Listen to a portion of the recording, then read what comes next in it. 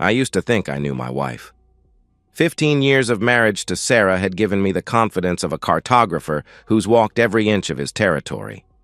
I could map her moods, predict her reactions, anticipate her needs, or so I believed, until the landscape began shifting beneath my feet, revealing depths and dangers I'd never imagined. From my desk in our home office, I stare at family photos scattered across the polished surface. Sarah and I on our honeymoon, grinning at the camera with the naive optimism of people who believe love conquers all. Emma losing her first tooth, Jake scoring his first goal. A family Christmas where Sarah still bothered to coordinate our sweaters. How did we get here? When did the woman in those photos, vibrant, loving, present, transform into this corporate automaton who treats our marriage like an underperforming asset? I'm a software engineer, methodical to my core. I design security systems that protect billions in corporate assets, approaching problems with logic and precision. Sarah used to love that about me. My rock, she'd call me, appreciating the stability I provided as she climbed the corporate ladder with ruthless efficiency. Now she finds me boring, predictable, a detail I've pieced together from fragments of phone conversations and the dismissive way she responds to my suggestions. Mark, we'll circle back on that vacation idea when Q3 settles down, she said last week, not even looking up from her phone when I suggested a family trip to reconnect. The signs have been multiplying. Late nights at the office became her new normal. Business trips doubled, then tripled. Sunday dinners, once sacred family time, now happen without her. Her phone buzzes constantly with urgent work messages she shields from view, turning the screen away whenever I enter the room. Emma asked me yesterday why Mommy doesn't eat dinner with us anymore. I had no answer that wouldn't sound like an accusation or a lie. Jake stopped showing Sarah his drawings last month, after she responded to his proudly presented masterpiece with a distracted while scrolling through emails. I've watched my family disintegrate in real time, my analytical mind cataloging every slight, every dismissal, every moment Sarah chooses her career over us. The data points toward a conclusion I'm not ready to accept. Tonight was different. I walked into our bedroom to find Sarah's laptop open on the bed. Before she could snap it shut, I caught a glimpse of a chat window.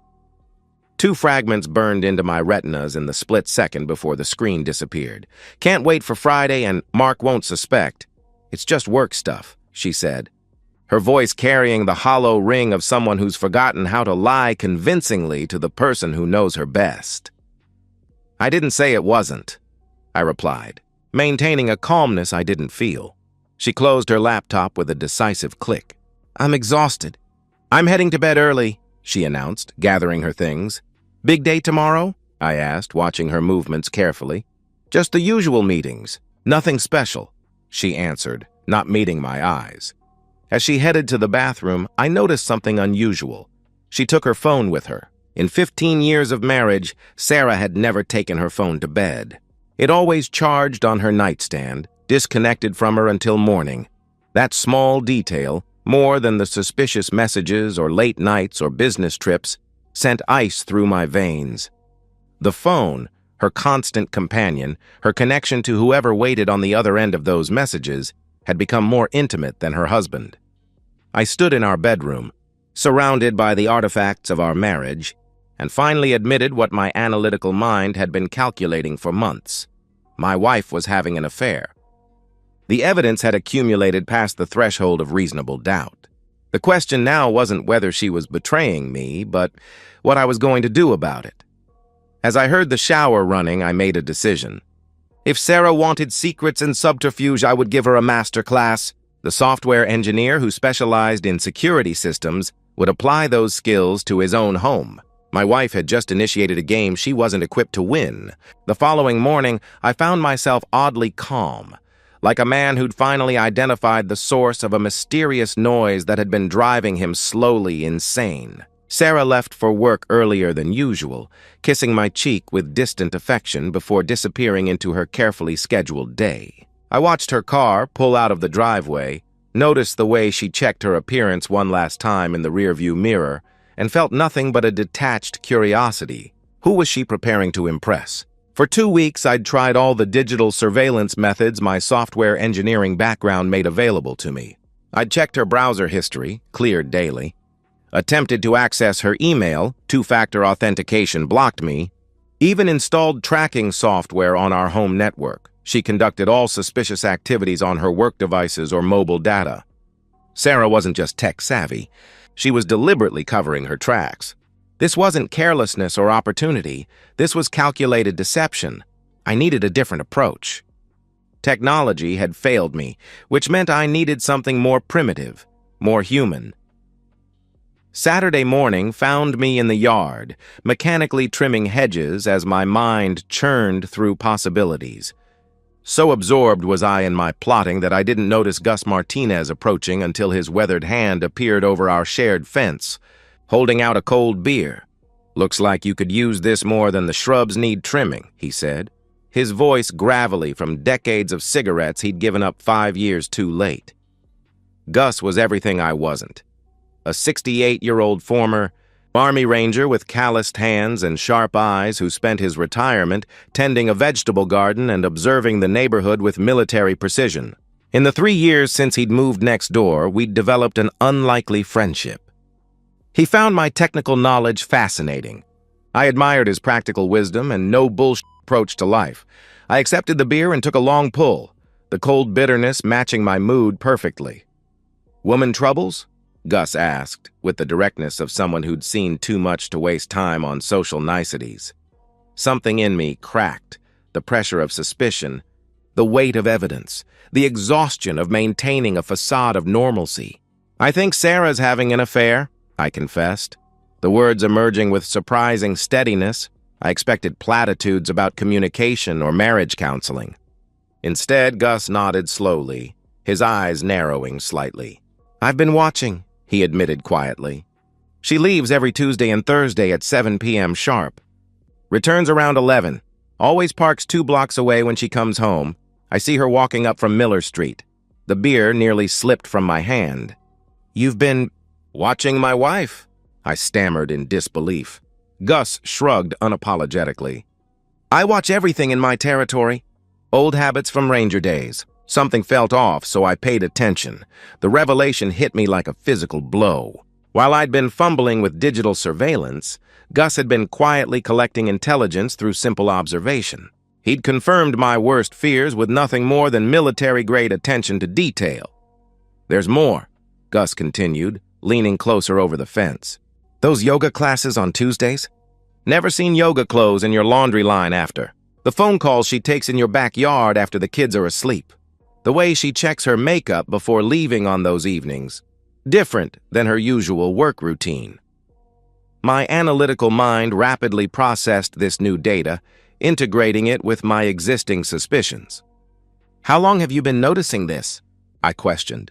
3 months, give or take. Started around when that fancy marketing award was announced in the local paper," he answered thoughtfully.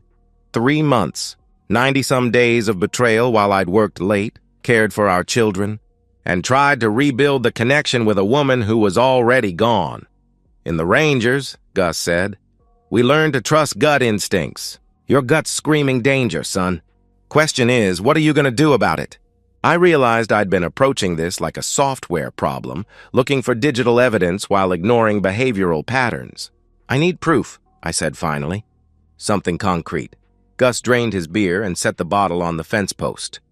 "You're thinking too much like an engineer. You need to think like a hunter," he advised, watching my reaction carefully. "I've got equipment from my security consulting days. Good stuff, professional grade. Not the toys they sell to paranoid homeowners." "You're suggesting we spy on my wife?" I asked, though I already knew the answer. "I'm suggesting we gather intelligence through traditional methods," he clarified. "Digital leaves traces. Old-school surveillance doesn't." Hope flickered briefly that somehow all of this was a misunderstanding, that Sarah's secrecy had an innocent explanation. "What if I'm wrong?" I wondered aloud. "Then no harm done," he reassured me. "But if you're right—" He left the sentence unfinished. 3 days later, Sarah announced a client dinner on Thursday night. As she hurried out the door, I spotted something that extinguished my last illusion. An overnight bag tucked discreetly in her trunk before she closed it. That night, I found myself at Gus's door well after midnight. He answered immediately, as if he'd been expecting me, a bottle of bourbon and 2 glasses already set on his coffee table. "She's playing you, son," Gus said simply, as I collapsed into his armchair. I stared at the amber liquid he poured, seeing my reflection distorted in its surface. "No," I said finally. "I'm not going to let her." Over the next 2 weeks, my life divided into 2 separate realities. In one, I maintained the illusion of normalcy, attending work meetings, helping with homework, making small talk with my increasingly distant wife. In the other, I became a student of surveillance and strategic planning, absorbing Gus's military expertise with unsettling aptitude. Gus's garage became our war room. Under the pretext of helping him restore a vintage motorcycle, I spent evenings surrounded by surveillance equipment he'd accumulated during his security consulting years. Tiny cameras disguised as smoke detectors, motion sensors that could trigger recording devices, directional microphones that could capture conversations through windows, the arsenal of a professional spy or a man preparing for divorce court. In combat, you learn patience, Gus explained while calibrating a miniature camera so small it could be hidden in a book spine. Good hunters wait for the perfect moment. Rush the shot, you go home empty-handed. My software engineer's mind adapted quickly to this new programming language. Not code, but human behavior patterns and surveillance logistics. I found myself thinking in new terms: sightlines, digital blind spots, behavioral routines. Sarah's predictability, the very quality that had once reassured me, now made her vulnerable to observation. The plan emerged through methodical iteration. I would announce a business trip to Sacramento, a software security conference I'd attended in previous years, making the cover story believable. The trip would span Thursday through Saturday, giving Sarah ample opportunity to bring her lover home if she'd grown bold enough. Gus would monitor from his house using strategically placed cameras, maintaining communication with me via encrypted phones he'd acquired through old military connections. I didn't question. "You sure you can handle what you might see?" Gus asked during one late-night planning session. After we'd determined optimal camera positions in my bedroom, living room, and kitchen, the most likely locations for an intimate encounter, my response surprised both of us. "I need to know, whatever it costs," I declared with newfound resolve. Something shifted in Gus's expression. Recognition, perhaps, of how far I'd traveled from the mild-mannered engineer who'd once asked him for gardening tips. "Sometimes evidence isn't enough," he said carefully. "Sometimes you need to send a message." I should have been alarmed by the implication, but found myself nodding instead. "What kind of message?" I inquired.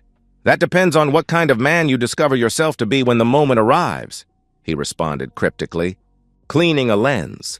As our preparations intensified, so did Sarah's suspicious behavior. Her absences grew longer, her stories more elaborate. When I mentioned the upcoming conference, she expressed just the right amount of disappointment, while failing to hide the calculation in her eyes.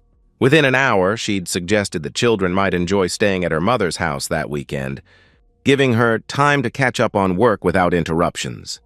Every detail confirmed our trap was baited perfectly. My relationship with Emma and Jake became poignant during these preparations. They sensed the tension, responding in ways that broke my heart daily.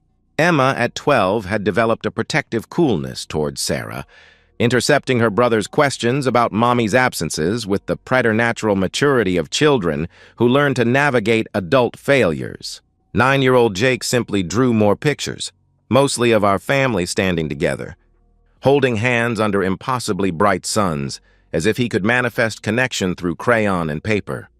One night, helping Emma with algebra homework, I realized I was potentially seeing them in their current family dynamic for the last time. After this weekend, everything would change irrevocably. The thought paralyzed me briefly. "Dad, are you okay?" Emma asked, her young face showing concern too advanced for her years. "Just thinking about a tough problem," I replied, forcing a smile. "Is it about Mom?" She probed quietly. The question caught me off guard. "Why would you ask that?" I countered, surprised by her perception. Emma shrugged with deliberate casualness. "You look at her differently now. Like you're trying to solve a puzzle," she observed wisely. Children see everything. I underestimated how much my daughter had absorbed, how clearly she'd read the subtle shifts in our home's emotional temperature. Sometimes grown-up relationships get complicated, I said carefully. Are you and Mom getting divorced? She asked, her voice small but steady. I considered lying, offering reassurance I couldn't guarantee. Instead, I chose a partial truth. I don't know what's going to happen, Em, but I promise, whatever changes, my love for you and Jake never will, I vowed sincerely. She nodded, turning back to her equations with the resignation of a child who's already anticipated the answer. The final preparation involved giving Gus a house key, ostensibly for emergency access, but both understood the deeper implications. He would have the ability to enter my home if the situation required immediate intervention. The weight of this decision settled over me as I handed over the key, recognizing I'd crossed a line from passive observer to active participant in whatever came next. Friday morning arrived with strange clarity. I packed my overnight bag while Sarah pretended to sleep, though I caught her watching through barely closed eyes. I kissed the children goodbye, holding them longer than usual, breathing in the scent of their hair, memorizing the feeling of their arms around my neck. As I drove away, I glanced in my rearview mirror and saw Sarah already on the phone in our bedroom window, her expression animated with anticipation. She'd been waiting for this moment as much as I had, just for entirely different reasons. The trap was set. The hunt had begun. I checked into a motel 20 minutes outside town, a forgettable place with paper-thin walls and a neon sign missing 3 letters. Sacramento existed only in text messages to Sarah and a carefully constructed digital trail. Flight confirmation emails sent to myself, conference registration receipts, and automated out-of-office response. In reality, I remained close enough to return home within half an hour when the moment arrived. The motel room became my forward operating base. I spread surveillance equipment across the sagging mattress. The encrypted phone Gus provided, a laptop showing live feeds from cameras we'd installed, portable recording devices charged and ready. The methodical preparation kept me functional, prevented me from drowning in the toxic brew of emotions churning beneath my calculated exterior. Gus's first message arrived at 2:17 p.m. Surveillance active. All systems operational. His military background showed in his communications. No wasted words, no emotional content, just facts delivered with tactical efficiency. At 3:30 p.m., target departed house. Shopping trip or setup preparation. I stared at the word target, my wife of 15 years reduced to an objective in a surveillance operation. The term should have bothered me, but instead felt appropriate. Sarah had made herself a stranger. Now she would be treated as one. The updates continued with maddening regularity. 5:15 p.m. Target returned with shopping bags. Appears to be food items and wine. 6:23 p.m. Target showered. Changed clothes 3 times before selecting black dress. Lingerie visible during changes. 7:08 p.m. Target on phone appears excited. Checking watch repeatedly. Each message increased the pressure, confirming our worst suspicions while building toward the inevitable climax. I found myself pacing the small room, checking equipment obsessively, fighting the urge to drive home immediately and confront whatever awaited me there. At 7:46 p.m., the moment I'd both dreaded and anticipated arrived. Company arriving. Black BMW, male, approximately 30, athletic build, confident walk. They're embracing at the door. My hands trembled as I opened the attached photo. Even in the grainy surveillance image, I recognized him immediately. Derek Hughes, Sarah's ambitious junior colleague. The man she'd mentioned with increasing frequency over recent months, whose name peppered her conversations until it became a constant presence in our home. Derek's marketing brilliance. Derek's innovative campaign strategy. Derek's pitch that landed the client everyone wanted. The betrayal cut deeper, knowing Sarah had chosen someone from her professional world, someone who represented everything I wasn't. Young, ambitious, part of her daily life in ways I could never be. Gus's updates became more detailed and damaging as the evening progressed. 8:02 p.m. Dinner preparation in kitchen. Physical contact constant. Using your cooking equipment. 8:37 p.m. Dinner in dining room. Drinking wine from anniversary glasses. 9:15 p.m. Moving to living room couch. Physical intimacy escalating. Each message confirmed my marriage's death, transforming suspicion into undeniable reality. But alongside the pain came something else, a cold, calculating fury that surprised me with its intensity. This wasn't just infidelity, it was invasion. They weren't just betraying me, they were desecrating my home, using the spaces and objects that represented 15 years of shared life as props in their affair. I watched the feed from our living room camera, seeing Sarah laugh at something Derek said, touching his face with familiar intimacy. My wife, in my home, with another man, while our children's photos watched from the mantel.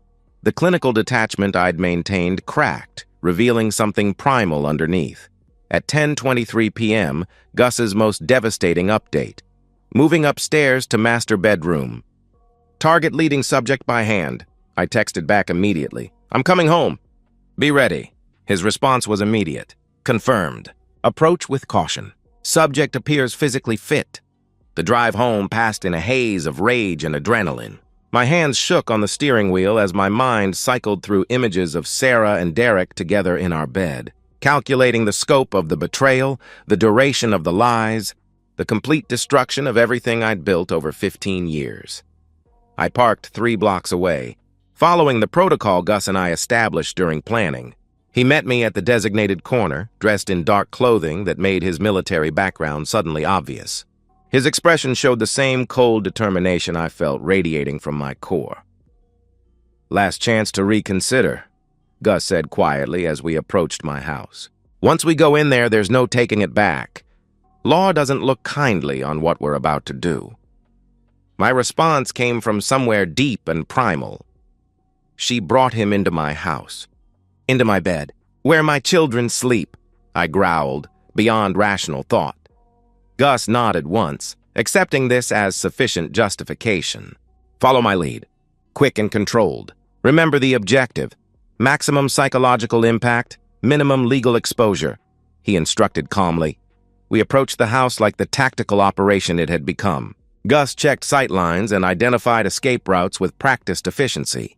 The surveillance feed on my phone showed Sarah and Derek still upstairs, completely unaware their sanctuary was about to become a trap. My key turned silently in the front door lock. The house felt foreign, contaminated by what was happening upstairs in my bedroom. Every family photo on the walls, every piece of furniture Sarah and I selected together, every memory embedded in these rooms felt like mockery now. Gus signaled toward the stairs. Through the hallway, we could hear voices. Sarah's laugh, soft and intimate in a way it hadn't been with me for years. Derek's confident murmur promising things I couldn't distinguish. 6 months ago, these sounds would have destroyed me. Now they fueled something much more dangerous. We ascended the stairs with calculated silence, positioning ourselves outside the master bedroom door. I could hear Sarah clearly now, saying Derek's name with breathless intensity, the same tone she'd used with me in the early years of our marriage, before children and careers and the slow erosion of intimacy. Gus looked at me, eyebrows raised in silent question. Ready? I nodded once. With military precision, Gus counted down from 3 using hand signals, then struck the door with his shoulder, sending it crashing inward with explosive force. I followed immediately behind, my vision tunneling to focus on the scene that had haunted my nightmares, Sarah and Derek. Caught in the most intimate betrayal possible, in the bed where my children were conceived. The bedroom door exploded inward with a sound like a gunshot. Time slowed, details burning into my memory with hyper-real clarity. Sarah's expression transitioning from passion to shock to terror in microseconds. Derek's body jerking upright, the sheet falling away. The glow of my bedside lamp casting everything in amber accusation. Derek's reaction was immediate and telling. Instead of fear or shame, his face showed arrogant irritation, as if I were an inconvenience rather than the betrayed husband whose life he was destroying. He turned to Sarah with an incredulous look. "What the hell, Sarah? You said he wouldn't be back until Sunday," he complained, treating my presence as merely an inconvenience. That casual dismissal, the implication that they'd discussed me like an obstacle to be managed, ignited something primal within me. This man knew about me, had been briefed on my schedule and habits by my own wife. I was a character in their story, not even important enough to be the villain, just a complication to be worked around. Sarah's scream cut through the room, a sound of pure panic rather than remorse. "Mark, what are you doing here? This isn't," she stammered, clutching the sheets to her chest, "what it looks like." I finished for her, my voice unnervingly calm even to my own ears. "Then what is it, Sarah? A business meeting? Client relations?" Derek, displaying the arrogance that would seal his fate, reached for his scattered clothes with infuriating confidence. "Look, Mark, let's be adults about this.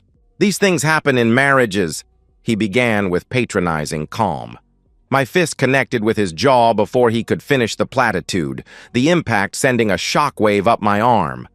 The blow caught him completely off guard, his head snapping back against the headboard of my bed, the bed I'd assembled when we moved into this house, where I'd nursed Sarah through 2 bouts of flu, where we'd conceived both our children. Derek crumpled against the pillows, eyes wide with disbelief. In that moment, I saw him clearly, not the marketing wunderkind or sophisticated rival, but a soft, entitled man-child who'd never faced consequences for taking what wasn't his. "Mark, stop!" Sarah screamed, clutching the sheet around herself. "You've lost your mind!" "I'm calling the police!" she threatened, reaching for her phone, but I couldn't stop. Every late night she claimed was work. Every lie she told our children about why Mommy couldn't make it to dinner. Every moment of intimacy she'd shared with this arrogant predator fueled blow after blow. I'd never been violent before, had prided myself on rational solutions and emotional control, but something had broken inside me, releasing 15 years of suppressed rage. Gus moved with the calculated efficiency of someone who'd done this before, not participating in my assault on Derek, but positioning himself to ensure the younger man couldn't escape or retaliate. "Stay down," he growled as Derek attempted to rise, applying just enough pressure to the man's shoulder to immobilize him without leaving evidence of restraint. Sarah's reaction shifted rapidly from shock to terror to rage. Initially paralyzed by our sudden appearance, she began screaming for us to stop, then threatening legal consequences, finally attacking me physically to protect her lover. "You're insane," she shrieked, clawing at my arm. "This is assault! You'll both go to prison," she threatened, her priorities crystal clear. The irony struck me even through the haze of violence. After months of betrayal, her first instinct was to protect Derek rather than explain or apologize. Her true loyalty had been revealed in crisis, and it wasn't to her husband or children. Derek, bloodied but defiant, made the critical mistake of trying to fight back, shoving me away with unexpected strength and reaching toward the nightstand drawer. "Get out of my way," he snarled, his earlier polish replaced by primitive aggression. "He's reaching for something," Gus shouted, moving to intercept. What happened next occurred with dreamlike inevitability. Gus, reacting to a potential threat with his military training, applied a restraint technique that went wrong when Derek continued struggling. There was a sickening sound, not quite a crack, more like wet branches breaking, and Derek went limp. His breathing suddenly shallow and labored. Sarah's scream changed pitch, becoming something primal and horrified. "Oh my God! You've killed him!" she wailed, though Derek was still breathing. "I'm calling 911 right now," she announced, lunging for her phone. She dialed with trembling fingers, her words tumbling out in hysterical bursts. "My husband and his friend broke into our house and attacked my colleague. He's barely breathing. They're still here. Send police now." The clinical description, "my colleague," struck me as bizarrely formal given what we'd witnessed, but Sarah had always excelled at controlling narratives. Even now she was framing the story. Not her infidelity, but my violence. Not her betrayal, but my intrusion. She was repositioning herself from unfaithful wife to innocent victim with the instinctive skill of a born marketer. Gus, oddly calm after the violence, assessed the situation with military practicality. "We need to leave. Now. Before first responders arrive," he urged quietly. But I found myself frozen, staring at Derek's still form, at Sarah's tear-stained face, at the destruction of everything I'd thought my life was. "Mark," Gus urged, his voice lowered to ensure Sarah couldn't record his words. "This isn't the plan. We need to, but it was too late." Sirens wailed in the distance, growing louder with each second. Sarah stood by the window, sheet clutched around her body, phone still pressed to her ear as she provided our descriptions to the dispatcher. Her eyes met mine across the room, not with guilt or remorse, but with the cold satisfaction of someone who'd just regained control of a situation. "I want them arrested," she said clearly into the phone. "My husband Mark Stevens and his neighbor Augustus Martinez. They planned this. They broke in and attacked us." The word "us" hung in the air between us, the final confirmation that she'd chosen sides. And I was now the enemy. Police arrived within minutes, finding Sarah traumatized, Derek requiring immediate hospitalization, and Gus and me standing in silent resignation. As they placed me in handcuffs, reading Miranda rights I barely registered, I experienced a moment of savage clarity. I'd achieved my revenge. Derek would never forget the consequences of his arrogance, and Sarah's affair was permanently shattered. But the cost was everything. My children's respect, my freedom, my future. 6 months later, I signed the final divorce papers in my lawyer's cramped office, officially ending 15 years of marriage with a signature that feels both impossibly heavy and strangely weightless. The pen scratches across the page, a period at the end of a story I never thought I'd be telling. That concludes our business. "Mr. Stevens," my attorney says with the practiced neutrality of someone who's witnessed too many families implode to feel anything anymore. The custody arrangement stands as previously discussed. Supervised visitation only, pending completion of your anger management program and psychological evaluation, he reminds me dispassionately. I nod, not trusting myself to speak. The terms of my defeat are comprehensive and irrevocable. The assault charges resulted in 18 months probation, a merciful sentence, considering what might have happened, but the real punishment is measured in the things I've lost. Sarah's testimony painted me as an unstable, violent man who'd been stalking her and planning the attack for weeks. Gus's military background and our premeditated surveillance made our actions appear calculated and dangerous rather than crimes of passion. Derek's hospitalization, 3 broken ribs, a fractured jaw, and severe bruising, provided undeniable evidence of excessive force. The custody hearing was a formality. Emma, now 13, refuses to speak to me entirely. Her last words to me, delivered in the courthouse hallway under Sarah's watchful eye, remain embedded in my consciousness. "I thought you were different from other dads. I thought you were safe."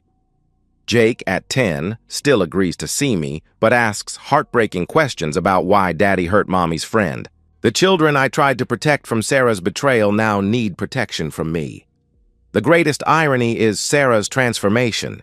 The assault turned her from unfaithful wife to traumatized victim overnight, garnering sympathy from friends, family, and colleagues who rally around her strength in leaving a dangerous marriage. Our mutual friends chose sides unanimously, hers. Even my own parents expressed cautious concern about my mental state rather than support. Derek, recovered but scarred, received a promotion and transfer to the company's London office, a fresh start funded by corporate sympathy for his workplace violence experience. His Instagram shows him exploring European cities, apparently untroubled by the destruction in his wake. I live alone in a studio apartment across town, working contract jobs since my employer terminated me following the conviction. The methodical software engineer who once planned elaborate family vacations now struggles with basic social interactions. Marked forever by my reputation for violence, Gus, surprisingly, received a lighter sentence due to his veteran status. During one of our rare conversations, he showed no remorse. Sometimes justice requires blood, he told me, still believing we'd done what was necessary. But I've learned the hard difference between justice and vengeance. Justice builds something better, while vengeance only destroys. I set the perfect trap, only to discover too late that I was the prey all along. In seeking to punish betrayal, I became something worse than a victim. I became unrecognizable to myself and to the children who once thought I hung the moon. Sarah may have destroyed our marriage, but I destroyed myself. And so, we've reached the end of today's story. Was it what you expected, or did it take a twist you didn't see coming? I'm curious to hear your thoughts. Share them in the comments below, and let's get a conversation going. If this story kept you hooked, make sure to hit that like button. And if you're new here or just haven't subscribed yet, now's the perfect time to join our community. I bring you fresh, captivating stories every day, so click that subscribe button and turn on notifications so you never miss out. Thanks for watching, and I'll see you in the next one.